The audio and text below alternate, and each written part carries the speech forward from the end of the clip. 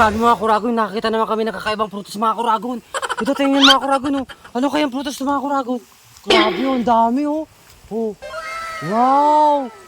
Oh, ang lambot niya mga kuragon oh. Oh.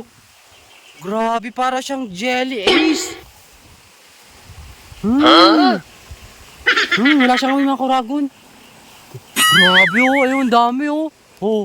Wow. Ang lambot niya mga kuragon pag hinawakan. Tapos ang bilis niyang malaglag mga kuragon oh. Oh. Oh.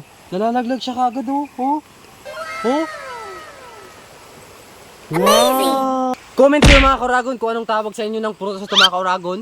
Pero sa amin mga kuragon, dito sa Bicol mga kuragon, ang tawag dito mga kuragon, gulaman mga kuragon. Ayan. Kasi para siyang gulaman mga kuragon oh. Ayan oh. Kaya gulaman yung tawag sa amin dito mga kuragon.